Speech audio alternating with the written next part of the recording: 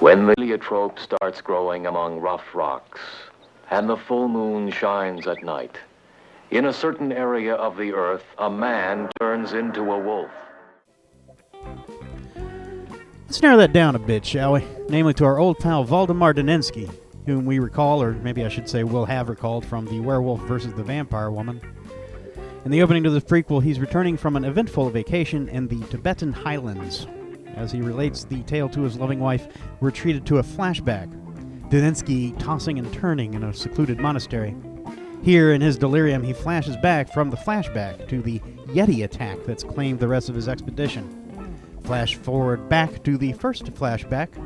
The kindly monk tending to Daninsky assures him that he'll recover, but gives him a mysterious remedy to use in case his wound takes on a pentagonal shape, which naturally the wound then wastes no time in doing. Cut from the distant realms of superstition to the cradle of modernity and science, this time in the form of a Madrid medical school. Dr. Ilona Alman, noted researcher and Ice Queen, is briefing her students on the use of chemitroids to unlock the full potential of the human mind. Even in the early 70s, this had to have already been a pretty old plot device, right? Dr. Alman's students greet her wild ideas with appropriately shocked apprehension. Is it possible? Have we gone that far? But she's quite clear that she means to soldier on with them. Meanwhile, Daninsky's got girl troubles. As a professor at the college, he must spurn Ilona's advances. Give it to me. I'll expect you tonight at my apartment to give you the reply. Oh, will that be sufficient? While fielding passes from her assistants. I've been wanting to talk to you for some time. Are you all right, Professor? But why? It's like entering a territory that's forbidden.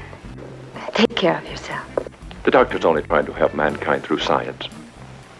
My mind is more at ease now that you've told me about it. You know how much I admire you. Thanks, Karen, for your interest.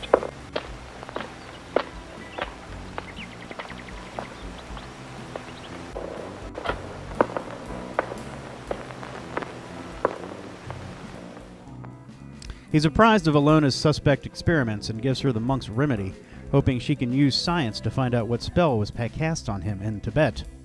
But he puts that boiling pot on the back of the stove when he gets an anonymous note letting him know his wife's having an affair.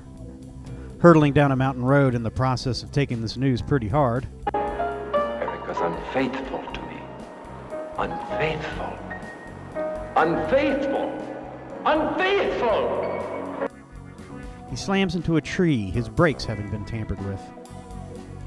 The case is taken up by Inspector Obvious. It's an accident that's very strange. There's a killer. There must also be a victim. Our problem now is to find them both. Who thinks the driver must have died in the crash. But since Daninsky's stouter than most men, it didn't do much more than untuck his shirt. He staggers to Ilona's place, then to his own, where he turns into a werewolf and murders his wife and her lover, but in the process somehow manages to win a Darwin Award on a live power cable. The evil Ilona couldn't be happier about Daninsky's demise. Having been tipped off that he can now only truly die under certain circumstances, she and Ringo Starr exhume his undead body and take it back to her castle laboratory.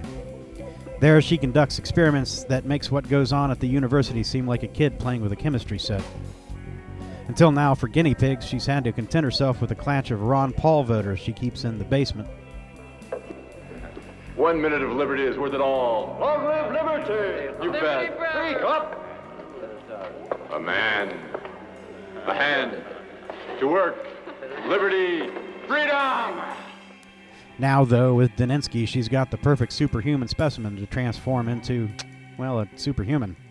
The aim of her work, after all, is a scientific utopia.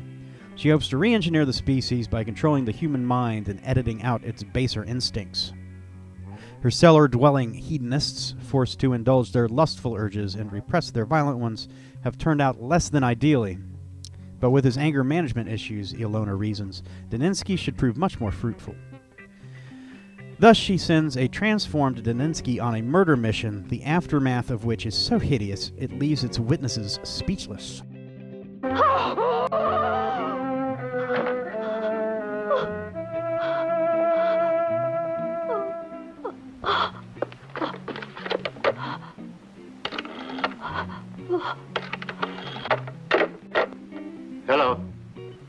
Who's this?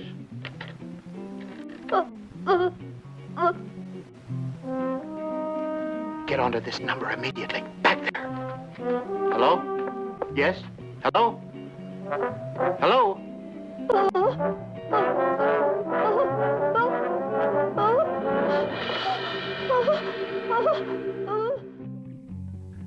Still, it's unclear whether Ilona is being rational and objective here, or if her scarcely hidden sexual obsession with Valdemar has clouded her judgment. Likewise, when Karen jeopardizes her own welfare to come to his aid, this too seems to be more about the crush she's nursing than some driving imperative to right any great wrong. Can you tell Paul Naschy had a hand in writing this thing? It feels odd to say this, but Fury of the Wolfman lacks Werewolf versus the Vampire Woman's subtle character motivation. Gone, or I should say not yet here, are the sense of mystery surrounding the mute Vandisa and Genevieve's inchoate fascinations. Instead, for a villain, we get a pretty standard issue mad scientist in Ilona. It's not hard for anyone with a passing comprehension of the complexities of conscience to get that trying to excise evil from the psyche might not be as great an idea as it seems. Even in the dark days of the early 70s, the pitfalls of eugenics and human experimentation were well known. The movie insists on reminding us, nevertheless, so that time and again characters guide our reactions by expressing misgivings about Ilona's agenda, or ruminate pedantically about science's capacity for ill. Talk about telegraphing the movie's message. I actually think the film would have been better served playing devil's advocate. Try to sell us on the idea that Ilona might be on the right track. Instead of soulless hedonists, why not make Ilona's subjects beatified creatures who substitute genuine selfless generosity for their confiscated hate and violence? Why not really make us wonder whether they might be improvements in the human design after all, and only at the end show us why they're not? Something else Werewolf vs. Vampire Woman has going for it that this film doesn't is Daninsky's world weariness. Here he's merely a cadet. In the first half, he's not even clear what's happening to him. In the second, he's not clear how to fix it. As a result, he fails to do what a movie protagonist is meant to, drive events by acting decisively toward a clear goal. Instead, circumstances consistently overtake him as he drifts from problem to problem. His wife's infidelity, Ilona's connivances, seeing to love interest Karen's continued well-being. Like Naschy's next film, Fury takes its cue from the Universal horror classics, and also like its sequel, Fury tries to update this Golden Age formula by combining elements of separate stories. Wedding the werewolf and science gone wrong cliches isn't as fruitful here, though. For one, Naschy and company aren't the first to have tried it. When unscrupulous shrink Dr. Brandon shanghais Michael Landon into lycanthropy in I Was a Teenage Werewolf, his rationale is, no pun intended, a little tortured. He hopes to save humanity from itself by forcing its regression to its primal evolutionary past. How this civilization-ending outcome is any better than the one an unadulterated humanity could bring on itself isn't that clear to me, and though Ilona's final solution to the human problem is roughly the opposite of Brandon's, both show why it's a mistake from a narrative point of view to make the werewolf a product of science or an object of its study.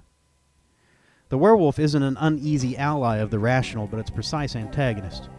A rampaging lycanthrope, unlike a robot gone rogue or a doomsday weapon fallen into the wrong hands, is functioning as intended. The werewolf is the primordial. It's an uncomplicated expression of the base urge, the appetite, and any film hoping to problematize or modernize the werewolf story should do so by complicating the elements in orbit around it. The blackness at its core should be left alone.